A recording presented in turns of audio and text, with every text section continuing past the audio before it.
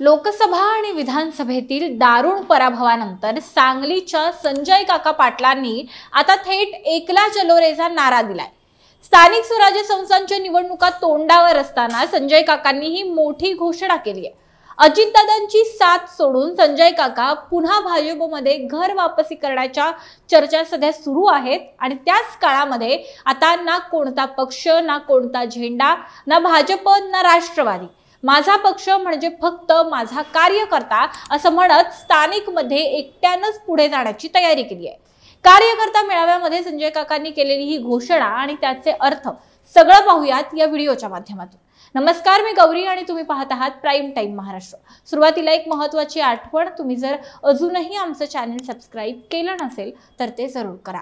लोकसभा निवडणुकीत दारुण पराभव झाल्यानंतर संजय काकांनी विधानसभेसाठी अजितदादांच्या राष्ट्रवादीमध्ये प्रवेश केला, परंतु शरद पवारांचे आमदार रोहित पाटील यांच्या विरोधामध्ये पुन्हा एकदा संजय काकांना आणखी एका पराभवाचा सामना करावा लागला। आता बसलेल्या या सलग 2 धक्क्यांनंतर संजय काका पाटील पुन्हा भाजपमध्ये प्रवेश करण्याच्या चर्चा सुरू असतानाच संजय काकांनी तासगावच्या कार्यकर्ता मेळाव्यामध्ये आगामी स्थानिक स्वराज्य संस्थांच्या निवडणुकांच्या पार्श्वभूमीवर एक मोठी घोषणा केली आहे। ना भाजप, ना राष्ट्रवादी, कार्यकर्ता हाच माझा पक्ष अशी घोषणा करत संजय काकांनी आगामी निवडणुकांसाठीची मोठी रणनीती जाहीर केली आहे। या मेळाव्यासाठी तालुक्यातील कार्यकर्ते हे मोठ्या संख्येने उपस्थित होते। मुख्य म्हणजे बैठकीच्या ठिकाणी कोणत्याही पक्षाचा झेंडा अथवा कोणत्याही पक्षाचा नेता आणि नेत्याचं छायाचित्र पाहायला मिळालं नाही।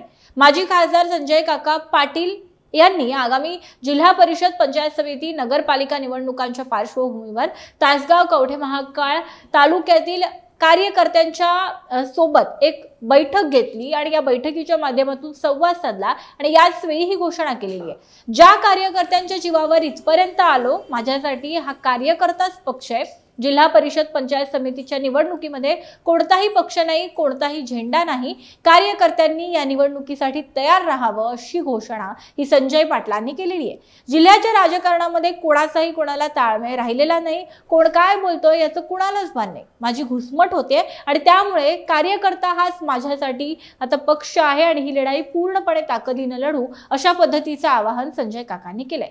ज्यांच्यामुळे आमदार खासदार झालो त्या कार्यकर्त्यांशी कधीही प्रतारणा करणार नाही। सत्तेत असताना नीती आणि न्यायानं वागलो, भ्रष्टाचार, अन्याय यापासून दूर राहिलो, सामंजस्याची भूमिका घेतली, याचा अर्थ मी कमी आहे असं नाही। कार्यकर्ते हीच माझी संपत्ती आहे असं संजय काकांनी या बैठकीमध्ये म्हटलंय। स्थानिक स्वराज्य संस्थांच्या निवडणुका या कार्यकर्त्यांच्या असतात। कार्यकर्त्यांसाठी, त्यांच्या निवडणुकांसाठी निवडणुकीपेक्षा अधिक ताकदीनं त्यांच्या खांद्याला खांदा लावून ही निवडणूक लढली जाणार आहे असंही ते यावेळी बोलायला विसरलेले नाहीयेत। त्यामुळे हे जे संजय काका यांचं एकंदरीत भाषण होतं, या माध्यमातून त्यांनी हे स्पष्ट केलेलं आहे की आगामी निवडणुका या ते कोणत्याही पक्षासोबत लढणार नाहीयेत। माजी खासदार संजय काका पाटलांनी विधानसभा निवडणूक ही राष्ट्रवादी काँग्रेसच्या चिन्हावर लढवली, तर त्याआधीची लोकसभा निवडणूक ही भाजपच्या चिन्हावर लढवली। त्यानंतर आता त्यांच्या घर वापसीची चर्चा सुरू होती। दोन्ही निवडणुकांमध्ये पराभव झाला आणि त्यामुळे ते पुन्हा एकदा आता भाजपमध्ये येतील अशी चर्चा सुरू असताना स्थानिकच्या निवडणुका तोंडावर आल्या आणि या निवडणुकांसाठी आता त्यांनी हा एकला चलो रेचा नारा दिलेला पाहायला मिळतो। दरम्यान या तासगावमध्ये झालेल्या बैठकीमध्ये प्रभाकर पाटील यांच्यासह दोन्ही तालुक्यातील कार्यकर्ते मोठ्या संख्येने उपस्थित होते। विशेष म्हणजे इथे राष्ट्रवादी काँग्रेसचे राज्य सरचिटणीस प्रताप पाटील हे सुद्धा उपस्थित होते आणि तरीही या बैठकीमध्ये त्यांच्या समोरच संजय काकांनी कोणत्याही पक्ष किंवा कोणत्याही झेंड्यासोबत न जाण्याचा जो आपला निर्णय आहे तो बोलून दाखवलाय। संजय काकांनी स्थानिकच्या निवडणुकीमध्ये एकटं लढण्याचा हा निर्णय, कार्यकर्त्यांच्या बळावर एकट्यानं लढण्याचा हा घेतलेला निर्णय तुम्हाला कसा वाटतो? योग्य वाटतो का? सांगलीतील जे काही वातावरण आहे त्या संदर्भामध्ये राजकीय एकंदर समीकरणांविषयी तुमची मतं, तुमच्या प्रतिक्रिया काय आहेत ते सगळं आम्हाला आमच्या कमेंट बॉक्समध्ये नक्की सांगा। व्हिडिओ महत्त्वाचा वाटला तर लाईक करायला विसरू नका। धन्यवाद।